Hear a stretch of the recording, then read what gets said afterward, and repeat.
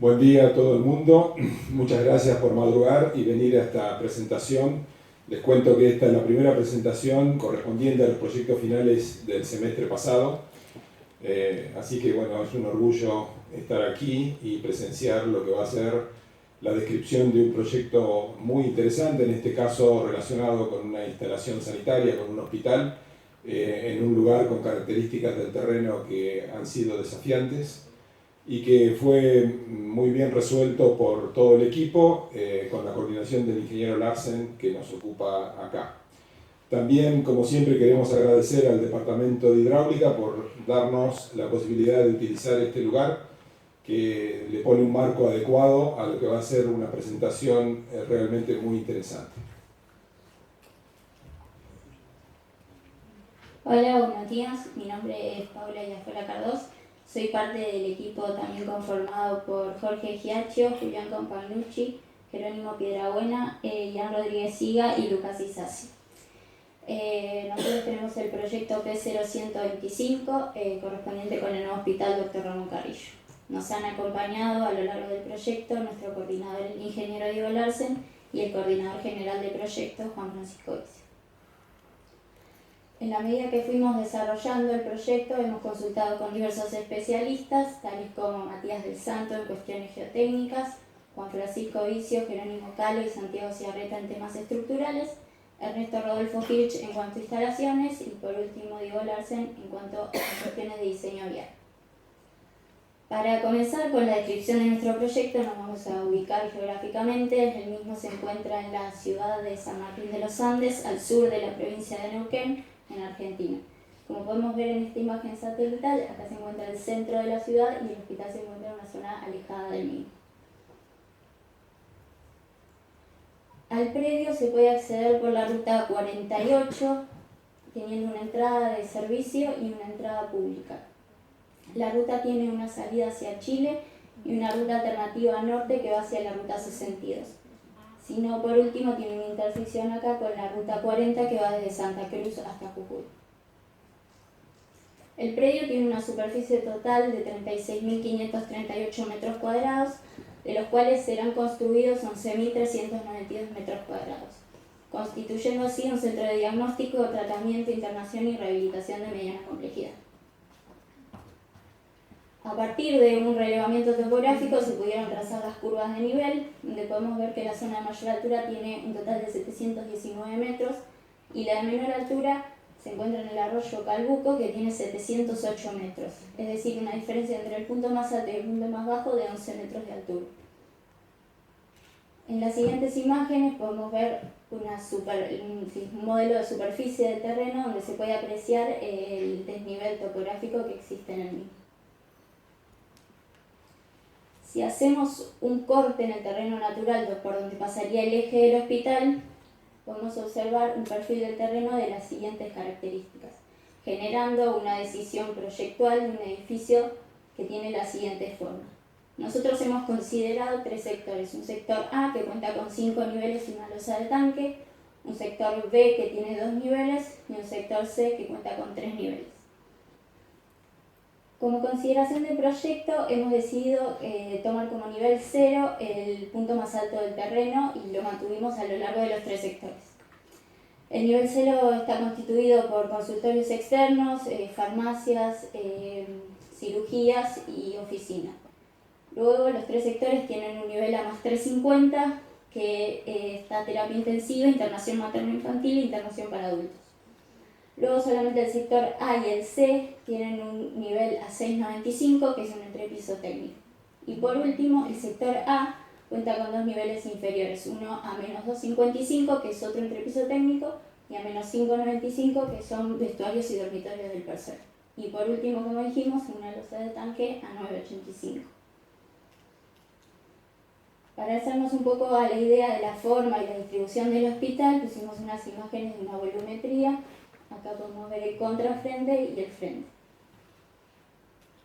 Para introducirnos un poco en la hidráulica del predio, vamos a decir que se encuentra en la cuenca binacional del río Guajún, que tiene una superficie total de 1.055 kilómetros cuadrados. Tiene una alta importancia como reserva hídrica, área turístico-recreativa y en el desarrollo socioeconómico de la región. En las zonas cercanas al predio podemos ver los arroyos que se encuentran y si ubicamos el predio ahí, vemos que el arroyo Calbuco es el que rodea al mismo. Este tiene un régimen pluvio-nival, donde tiene un aumento de caudal en invierno por épocas de lluvia y en verano por el derretimiento de las nieves, y luego en febrero y marzo un periodo de estiaje, de caudal bajo. Luego de una inundación en el año 1983, la Municipalidad de San Martín de los Andes decidió hacer un plan de gestión para el control de inundación o análisis de riesgo de inundación, donde se identificaron tres áreas. Un área roja, que son las que están marcadas acá con rosa, en las cuales no puede construirse porque hay una alta peligrosidad de inundación. Luego las áreas amarillas, que son las que rodean estas áreas rojas, en las cuales puede construirse pero con determinadas características, como por ejemplo no tener ventanas en los primeros pisos. Y luego las zonas que no están inscritas dentro de las rojas y las amarillas son las verdes. Si ubicamos el hospital allí, podemos ver que no está inscrito en una zona de alta peligrosidad, o sea, no tiene riesgo de inundación. Como vimos en la topografía, el terreno presenta una fuerte pendiente hacia el arroyo Calbuco, desde la calle sur, que se encuentra en ese sector, hacia el arroyo. Cuando nosotros instalamos una estructura, lo que hacemos es poner una especie de barrera a ese escurrimiento natural de las aguas, por lo que es un tema que debe considerarse y el cual debe darse una solución. Nuestro edificio cuenta con techos a dos aguas, con una pendiente de 30%, de 30 grados, por los cuales las aguas se escurren hacia ambos lados. Tanto el agua de los techos como el agua del patio es recolectada y enviada a la calzada por medio de un conducto. Finalmente se le da a las calles una pendiente para enviar ese agua al punto más bajo que se encuentra allí, donde se colocan dos sumideros laterales que toman el agua y la conducen mediante un conducto al arroyo Calbuco. Bien, en cuanto a la geotecnia del lugar, se plantean una serie de objetivos. Inicialmente, obtener muestras de suelo inalteradas en el terreno de emplazamiento, determinar parámetros físicos y mecánicos del suelo, tanto en el terreno como en el laboratorio, definir un perfil estratigráfico representativo de la zona, definir el tipo de fundación a ejecutar y llevar la verificación de las fundaciones. Adicionalmente, debido al lugar en donde se emplaza, se debe llevar a cabo una preverificación por zona sísmica. En cuanto a las muestras inalteradas del suelo, nos guiamos en función de la norma ASTM y inicialmente llevamos a cabo un ensayo normal de penetración en el cual un operario deja caer un martillo de 63,5 kilos a una altura de 76 centímetros, hincando la barra de perforación, la cual aloja en su interior muestras de suelo inalteradas y a la vez cuenta el número de golpes necesario para hincarla 30 centímetros. Una vez que se llega a un macizo más denso, se cambia de ensayo, se procede a un ensayo mecánico con avance hidráulico, el cual, además de llevar a cabo una maquinaria más robusta, se le cambia la punta y se le coloca esta broca, la cual nos permite penetrar en el macizo más denso. Ambos ensayos poseen en su interior un tubo normalizado de Tersay, el cual aloja en su interior la muestra de suelo inalterada para llevarla al laboratorio. También se llevan a cabo ensayos de plato de carga vertical, ensayos de plato de carga horizontal, los cuales, mediante una fórmula que depende de la fuerza y el desplazamiento del suelo, definimos el coeficiente de balasto. En cuanto a los parámetros físicos y mecánicos del suelo en el laboratorio, se determinó el contenido de humedad del suelo mediante hornos de secado y se llevan a cabo ensayos de cargas triaxiales en muestras inalteradas, las cuales se llena este cilindro de agua, se lo carga verticalmente y una vez que la muestra rompe se determina el ángulo de fricción interna y la cohesión del suelo. En cuanto al perfil estratigráfico, se observaron en los distintos sondeos un primer estrato arenoso granular, posteriormente un estrato arcilloso y finalmente el macizo más denso. De esta manera se define nuestro perfil como los primeros 3 metros de un suelo granular con presencia de nivel freático, otros 3 metros de arenas también granulares, arcillas y finalmente nuestro macizo rocoso. De esta manera nos planteamos los dos tipos de fundaciones a ejecutar, que puede ser fundación directa o fundación indirecta. La fundación directa tiene la limitación que la cota de fundación está muy cercana a la cota de terreno natural y nosotros, al tener un suelo granular y un nivel freático alto, nos lo impide llevar a cabo. De esta manera definimos llevar a cabo una fundación indirecta, la cual nos permite atravesar los macizos granulares y establecernos el macizo rocoso. En cuanto al predimensionado de los pilotes, se establece una carga solicitante en función de las áreas tributarias que llegan a cada columna, se las multiplica por una carga promedio y se define la resistencia necesaria otorgada tanto por el hormigón como por el acero. De esta manera nos quedan predimensionados pilotes de diámetro 50, de diámetro 60 y de diámetro 80.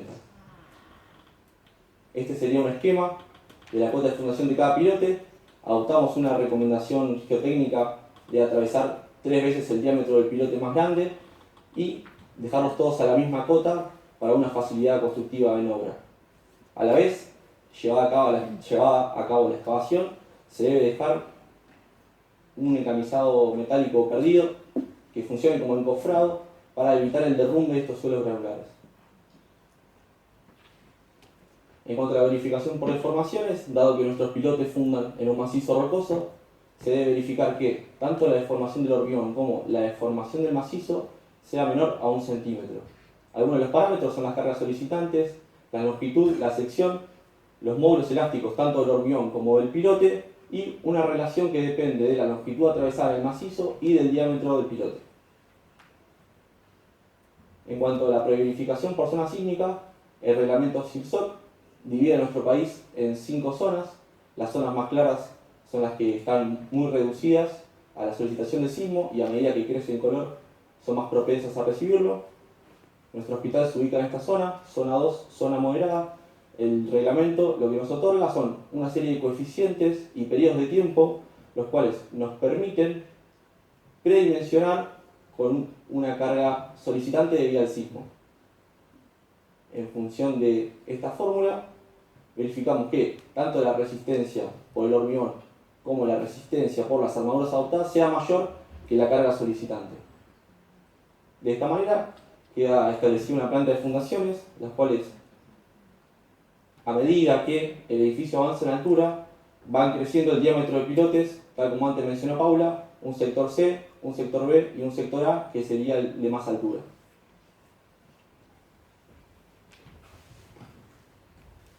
Bueno, en la siguiente imagen podemos observar la distribución estructural del edificio a lo largo del predio.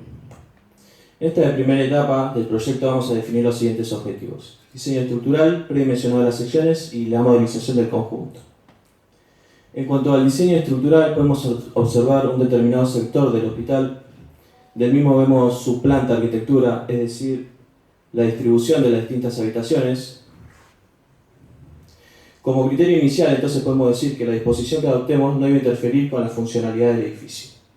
En cuanto a los criterios de diseño para los distintos elementos estructurales, tenemos: dar apoyo con vigas a todo el perímetro de losas, luces razonables de losas, vigas ocultas en paredes, luces razonables de vigas, que las columnas no estén demasiado próximas y que no exista ningún tipo de apego de columnas en vigas. Finalmente, en base a todos los criterios que explicamos anteriormente, llegamos a una solución en planta.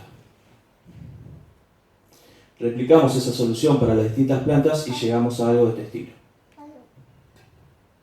En cuanto al predimensionado, vamos a decir que el predimensionado es determinar las dimensiones de las secciones, de modo que las deformaciones sean menores que las deformaciones admisibles y que las cuantías de armaduras sean razonables. En cuanto a los criterios de predimensionado, vamos a seguir lo que establece el reglamento CIRSOC.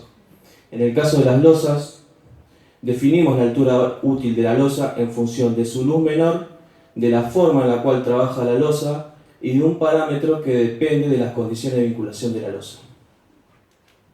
En el caso de las vigas, el análisis es similar, es decir, que obtenemos la altura útil de la viga en función de su luz y de un parámetro que depende de las condiciones de vinculación de la viga. En cuanto a las columnas, en el predimensionado vale lo dicho por Ian anteriormente para el caso de los pilotes. Bien, vamos a dar una definición de modelización. Modelizar es simular las condiciones reales a las cuales va a estar expuesta la estructura durante la vida útil. En nuestro caso lo realizamos mediante un programa de cálculo, el cual es SAP 2000. ¿Qué parámetros vamos a definir en el programa? Bueno, los siguientes: geometría de los elementos, propiedades de los materiales, condiciones de borde, análisis de carga y finalmente la salida de datos, es decir, los resultados que obtengamos.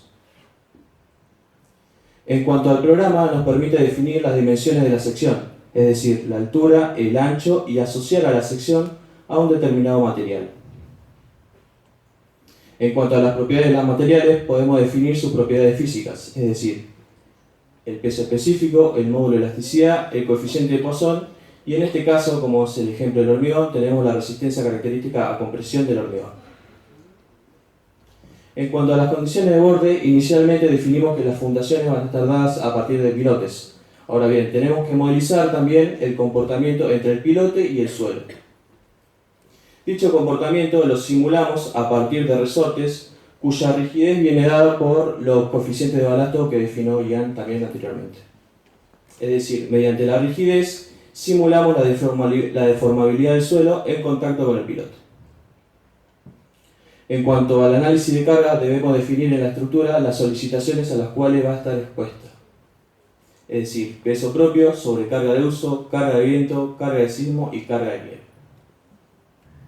En cuanto al peso propio, el programa automáticamente analiza el peso de las secciones debido al material al cual está asociado.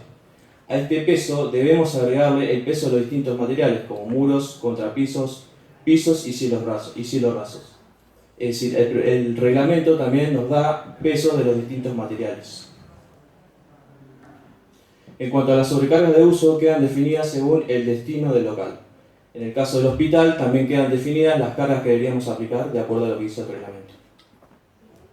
En el caso de las sobrecargas mínimas para cubierta, la misma la obtenemos a partir de dos parámetros: el área tributaria del elemento resistente de la cubierta y de la pendiente, o sea, del factor F, que depende de la pendiente de la cubierta. En la imagen podemos observar la interacción del viento con el edificio. Si analizamos cada una de las caras, observamos que la cara que se encuentra en contacto inmediato con el viento, su distribución de presiones varía con la altura Z, es decir, piso a piso. Si analizamos la cara opuesta, vemos que la distribución de presiones se mantiene constante, ya que en este caso consideramos la altura hasta la altura media de la cubierta.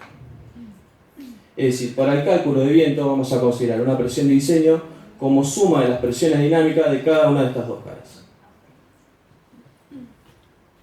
En cuanto a la carga de sismo, la misma la obtenemos a partir de los desplazamientos horizontales del proyecto.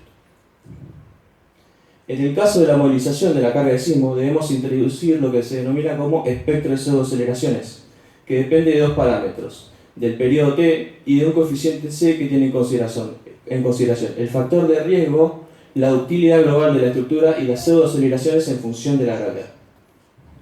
Es decir, que los esfuerzos internos que obtengamos de la estructura van a estar dados a partir del espectro de pseudoaceleraciones con la interacción de la estructura. Finalmente, en el caso de las cargas de nieve, inicialmente calculamos una carga de nieve para cubiertas planas, pero como en nuestro caso tenemos cubiertas inclinadas, dicha carga debemos afectarla por un coeficiente dependiente. Es decir, si vemos el siguiente gráfico, ingresamos con la pendiente de la cubierta, interceptamos la curva y salimos con un coeficiente dependiente. A partir de este lo ingresamos en la fórmula y obtenemos la carga de nieve balanceada para las cubiertas inclinadas. Debemos considerar también el caso de la carga de nieve no balanceada, la cual se da a partir del arrastre de las partículas por el viento. Es decir, que en un lado de la cubierta se va a acumular mayor cantidad de nieve que en el otro lado. En la movilización eso lo tenemos que considerar. Finalmente, establecemos las distintas combinaciones para las cargas que analizamos anteriormente y obtenemos principalmente la distribución de esfuerzos internos. En la imagen vemos la distribución de esfuerzos internos debida a la flexión, tanto en vigas como en columnas. Una de las verificaciones que debemos realizar bajo carga de servicio es la condición de distorsión por sismo. Lo que hacemos es comparar la diferencia de desplazamientos entre pisos sucesivos respecto a la altura, y dicho valor lo comparamos con un parámetro que establece el reglamento de sismo. Es decir, que si nuestros valores son menores a lo que establece el reglamento, entonces se da por verificada la distorsión de piso por carga de sismo.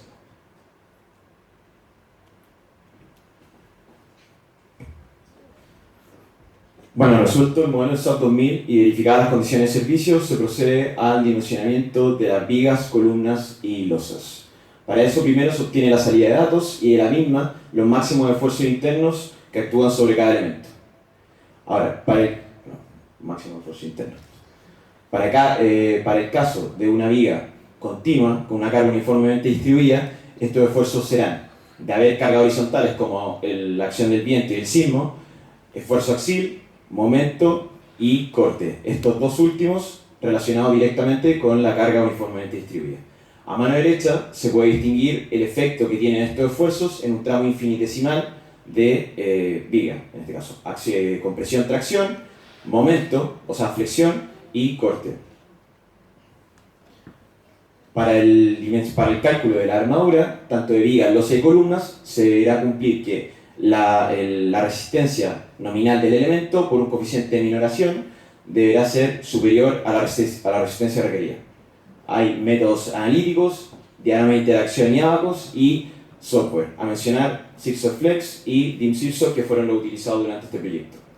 A continuación, un ejemplo del cálculo de una viga por medio del programa DIMSIRSOFT, en donde se especifica la geometría, las solicitaciones y el programa indica la armadura necesaria a colocar, además de mostrar información adicional sobre el armado de la sección. Para el caso particular de las losas, se considerarán fajas de 1 metro de ancho tanto en dirección X como en dirección Y, y se calculan como si fuesen vigas a flexión simple, esto es, sin esfuerzo axial. A continuación, un ejemplo del cálculo de una faja de un tramo de losa. Se especifica el ancho 1 metro, la altura 12 centímetros en este caso, los recubrimientos, la solicitación, el momento, y el programa devuelve la armadura necesaria. La armadura calculada debe ser superior a la mínima establecida por el reglamento, el cual especifica armadura mínima para elementos solicitados a flexión, expresión que depende de la resistencia especificada a la compresión del hormigón, la tensión de fluencia del acero, que es la tensión a partir de la cual el acero experimenta deformaciones plásticas, esto es que irreversible. El ancho de borde comprimido y la altura útil, ambos graficados en la figura. Además se especifica armadura mínima para elementos solicitados a compresión y armadura mínima de corte. Ahora, para el detalle armado, vamos a empezar describiendo la distribución de tensiones principales de tracción y compresión en una viga sometida a una carga uniformemente distribuida. La línea llena, a lo largo de la línea llena habrá exclusivamente tensiones de tracción en la viga, y a lo largo de las líneas punteadas, perpendiculares a la línea llena, solo tensiones de compresión. Ahora, el hormigón tiene una característica que tiene una elevada resistencia a la compresión y muy baja resistencia a la tracción, por lo tanto, en donde se traccione, se fisure, y en esos lugares hay que disponer de armadura. En la siguiente figura se indica la configuración de fisuras y cómo se van inclinando siguiendo perpendicularmente la línea de tracción.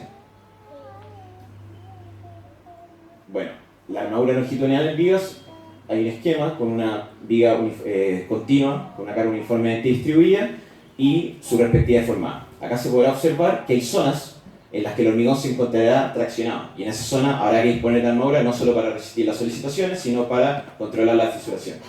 Además se dispondrán armadura que tiene como objetivo ser netamente constructiva para armar la sección. Bueno, las losas se cumple lo mismo que para las vigas, pero la configuración se repite tanto en la dirección X como en la dirección Y, se repite espacialmente. En el caso de las columnas, debido a la acción horizontal de viento y sismo, estas se pueden mover tanto hacia la izquierda como hacia la derecha, por lo tanto se adopta una distribución uniforme de armadura, no hay una preferencia.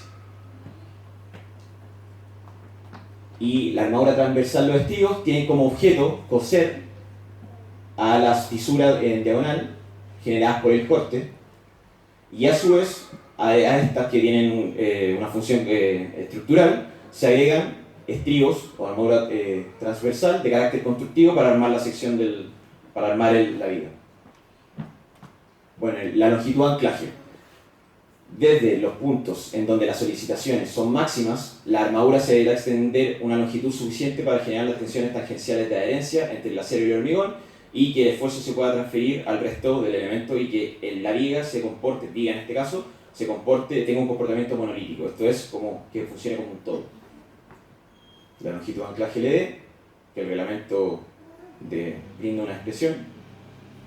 Bueno, en el caso de las columnas, la armadura de la columna inferior deberá quedar embebida en la columna superior una longitud LDC, que es la longitud de anclaje, y viceversa. Bueno, transversalmente, las armaduras deben tener una separación mínima para permitir el hormigonado. O sea, el hormigón tiene que poder filtrarse entre las barras de acero. Una imagen. Y a su vez, el otro extremo es que la separación no puede ser tan grande para controlar la fisuración, ejemplificando para el caso de los estribos. Y acá mostramos tipos diferentes de rotura. Un mal dimensionamiento o una mala distribución de armadura puede repercutir en la falla del elemento. Esto es una rotura por flexión, acá por armadura insuficiente y aquí por falta de resistencia al hormigón. Recordemos que la fibra inferior se encuentra traccionada, la fibra superior se encuentra comprimida. Y en este caso el hormigón no resistió la compresión. Una rotura por compresión de una columna y rotura por corte con las características fisuras en diagonal cercanas a los apoyos.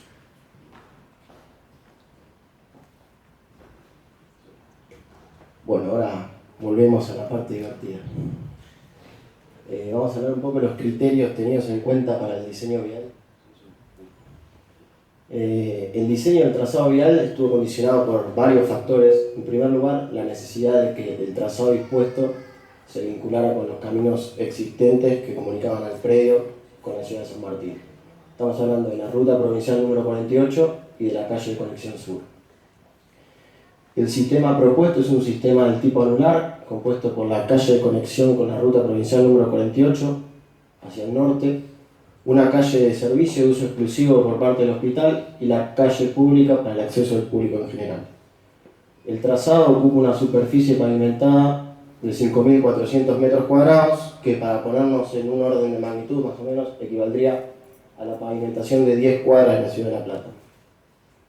El segundo factor a tener en cuenta para el trazado vial fue asegurar un rápido escurrimiento de las aguas superficiales. Como mostró Paula al principio, la topografía de nuestro terreno es muy accidentada por un marcado gradiente desde la calle sur hacia el arroyo Calbuco. De manera que un aspecto fundamental en este sentido fue asegurar que el agua que escurría superficialmente por la calle de conexión sur no ingresara a nuestro predio. La solución contra esto se diseñó de la siguiente manera. Como vemos en el perfil longitudinal, donde en verde se representa la cota del eje del camino conforme al avance de progresivas, vemos que se desarrolló un primer tramo inicial en contrapendiente para luego silla empalmar con pendientes decrecientes hacia el punto de cota inferior del proyecto donde se procede a la recolección del agua. Ya que hablamos de pendientes, cabe citar que las pendientes se sitúan dentro de un rango de 1,5% para la pendiente mínima para asegurar un eficiente drenaje del agua y pendientes máximas del 8% limitadas a cuestiones de operación de los vehículos. Las pendientes empleadas dentro de este rango trataron de acoplarse a la topografía del terreno para así limitar y minimizar los gastos en la generación de grandes desmontes o de terraplenes y minimizar el costo de la obra. Finalmente, el diseño del trazado se completa con la adopción de un paquete estructural. Como vemos en las imágenes, el paquete estructural adoptado es un paquete de pavimento urbano, un ancho de calzada de 7,30 metros, y el paquete compuesto por una subbase estabilizador granular, valor soporte mayor a 60, una base estabilizador granular, valor soporte mayor a 80, ambas de espesor 15 centímetros, y como coronamiento una carpeta de rodamiento asfáltica de 6 centímetros. El valor soporte es un parámetro de la resistencia del suelo, de manera que el valor adoptado nos asegura que, siendo las capas superiores, como vemos, las más influenciadas por la acción de las cargas de tránsito, estas presenten en servicio un comportamiento óptimo. Bueno, ahora vamos a hablar un poco de instalaciones, y una de las instalaciones quizás más específicas que tiene el proyecto son las instalaciones médicas. que las podemos dividir en lo que es la provisión de gases medicinales como oxígeno, dióxido de carbono, óxido nitroso, y en el tratamiento del aire. La instalación de gases medicinales la podemos dividir en 3 etapas. Una primera etapa de almacenaje, subdividida en nuestro proyecto de acuerdo al volumen que ocupa, en el edificio de servicios, donde se encuentran las baterías de los tubos de oxígeno, las bombas de succión para vacío y los compresores de aire para el aire respirable. Y dado que ocupan menos volumen a nivel de entrepiso técnico, los tanques de óxido nitroso y de dióxido de carbono.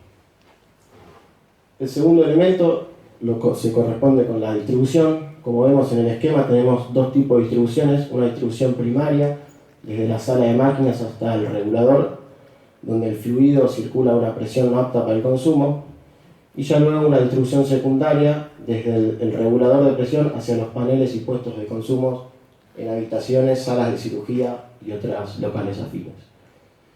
Como vemos acá en la pantalla, la ANMAT exige que cada gas medicinal cuente con una cañería de color especificado, de manera que eso también es un condicionante del proyecto a respetar.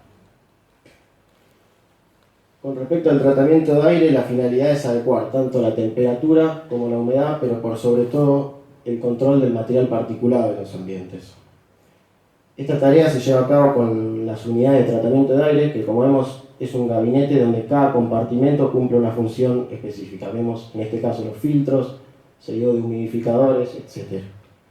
Es importante destacar que las exigencias de cada uno de estos 3 parámetros varían de acuerdo a los locales a abastecer. En definitiva, en nuestro proyecto se instalaron un total de 22 unidades de tratamiento de aire, y para que veamos la incidencia que tiene esta tarea, vemos que solamente el tratamiento de aire representa un 30% del costo de las instalaciones. Bueno, con respecto a la instalación de agua, en este caso, el diseño se hizo de acuerdo a 2 parámetros: un consumo diario y una provisión por dotación de incendio.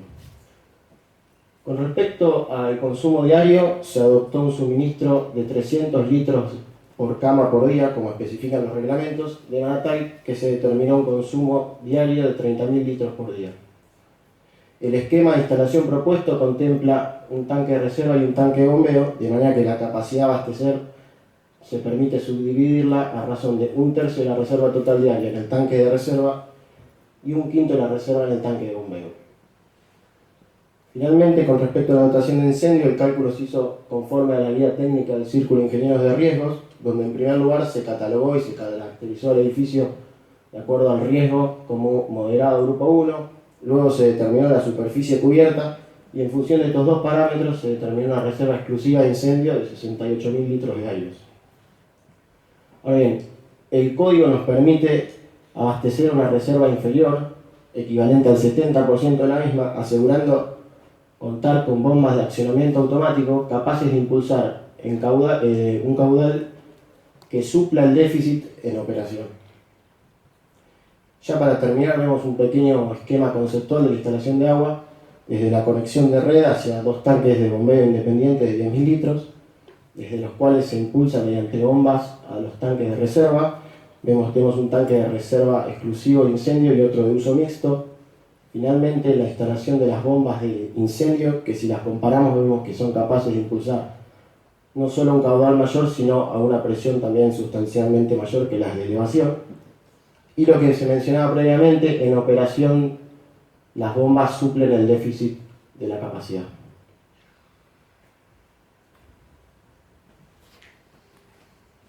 Muy bien. Bueno, vamos a hablar ahora un poco del tema de tratamiento de efluentes. Las aguas de uso humano requieren atravesar una serie de pasos antes de ser vertidas al medio. Estos procesos de naturaleza física, química o biológica van a estar destinados principalmente a reducir la carga contaminante que traen los efluentes. En las grandes ciudades, las redes de tratamiento funcionan justamente con una red que recolecta y que conduce hacia una gran planta de tratamiento. En los edificios públicos de gran envergadura, como podría ser el caso de un hospital, se suele proyectar una planta de pretratamiento o de tratamiento completo in situ. El objetivo que nosotros vamos a estar persiguiendo es el de verter al medio una sustancia que genere menor impacto y que este impacto sea compatible con el cuerpo receptor que lo va a recibir. Bueno, en la filmina podemos ver una planta esquemática de lo que sería el contorno del edificio y del predio. En trazo rojo vemos las redes de reescurrimiento interna que recolectan los efluentes de cada sector del hospital y los conducen hacia la planta compacta, que es la que se marca en color naranja. Puntualmente, dentro de los trabajos que nosotros realizamos, proyectamos una planta compacta de tratamiento de efluentes mediante el sistema de barros activados por dirección extendida. Este sistema, sin entrar en muchos detalles, lo que hace es aprovecharse del comportamiento que tienen ciertos microorganismos ante la presencia de oxígeno, los cuales degradan la materia orgánica que trae el efluente y que es de lo que nos queremos deshacer. En este esquema podemos ver un primer bloque de pretratamiento, donde va a ingresar el efluente, se realiza una primera separación de sólidos, luego el efluente pasa a este reactor aeróbico, donde ocurren estos fenómenos biológicos que estábamos comentando hace un rato, y acá pasa a una segunda separación de sólidos, donde los fangos o los lodos en suspensión sedimentan, y luego un líquido ya clarificado pasa a un recinto de desinfección, donde con cloro vamos a eliminar los posibles microorganismos patógenos que puedan permanecer, y luego el agua ya está lista para ser dispuesta.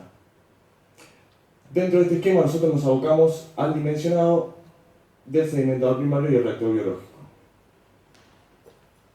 A la izquierda podemos ver un esquema de lo que sería el sedimentador primario. El efluente ingresa, rápidamente se encuentra con estas pantallas verticales que lo que van a hacer es favorecer la separación de los sólidos que pueda traer el efluente. Es interesante mencionar que también dentro de este recinto ya comienza un proceso de eliminación de materia orgánica. Luego por rebalse pasa a una cámara de bombeo y dos electrobombas elevan el efluente hacia el digestor biológico, que en su parte inferior tiene una serie de difusores que insuflan aire y favorecen todas estas reacciones biológicas para reducir la carga orgánica del efluente. Este sistema lo elegimos porque hay contados antecedentes en la utilización de estos sistemas con buen desempeño. Realizando una correcta operación y mantenimiento se puede lograr hasta una reducción del 90% de la carga orgánica en el efluente. Pasamos ahora al tema de instalación eléctrica e iluminación. En general, una instalación eléctrica en un hospital va a tener exigencias superiores a las que podemos encontrar en la instalación de un edificio público común. Esto es debido a la naturaleza de las tareas que se desarrollan dentro de un hospital, son tareas muy delicadas y en particular por la presencia de pacientes electrodependientes que están, digamos, atados a un suministro estable de corriente. En cuanto al tendido eléctrico, bueno, se realizó en conformidad con lo que establece la normativa vigente. Cada local está parcializado con un tablero seccional y a su vez se proyectó la instalación de interruptores diferenciales y termomagnéticos, sistema de puesta a tierra, todo lo que está referido a garantizar la seguridad del usuario. En cuanto al tema de iluminación, bueno, quizás resulte intuitivo pensar que el grado de iluminación que vamos a necesitar en un local es función directa de la tarea que tenemos que realizar. Este grado de iluminación, que es la iluminancia, es un parámetro que está ampliamente estudiado por diversos organismos que nos van a proveer valores recomendados de iluminancia y nosotros en función de eso, a través de algún método racional, vamos a poder definir la cantidad y el tipo de iluminadores a instalar. Un caso que se nos presentó a nosotros fue el de los quirófanos. La norma europea sobre iluminación para interiores recomienda un valor de iluminancia de 10.000 lux sobre el plano de trabajo. Para tener un orden de magnitud, un tablero de dibujo técnico requiere de 750 lux, o sea, estamos en 13 veces ese valor.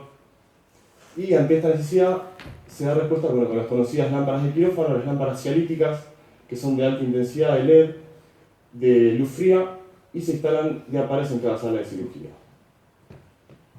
Una vez que ya determinamos las potencias que vamos a requerir, tanto por equipamiento como por iluminación, como por equipos de acondicionamiento del aire, vamos a establecer que la potencia eléctrica requerida total es de 860 kW. Esta va a ser suministrada por una red normal, que está compuesta por una línea de media tensión que discurre por la ruta provincial 48, se interconecta con la subestación transformadora aledaña al predio y alimenta a la red interna, y ante una eventual falla de esta red de suministro, se proyecta un suministro complementario compuesto por grupos electrógenos diésel capaces de proveer un 25% del valor requerido total.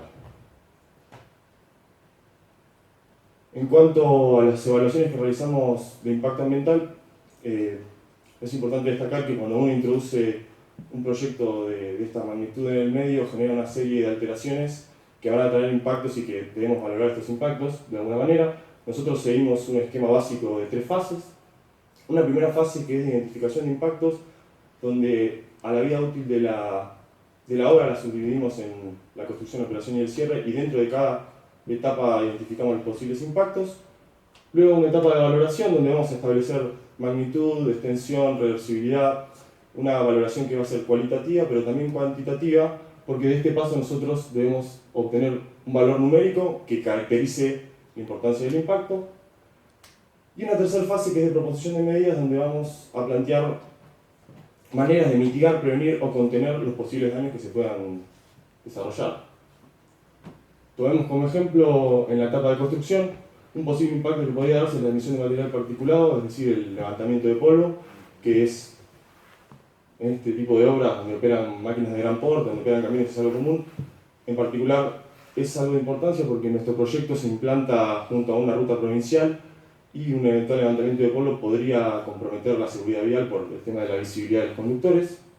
Realizamos una valoración grave, extensión local, duración moderada y reversible. Como mencionaba, esto redunda en un valor numérico y proponemos una serie de medidas, ya sea minimizar movimientos de suelos, regar las playas de maniobra y de acopio, evitar tareas los días ventosos, y de ese paso tenemos la valoración del impacto.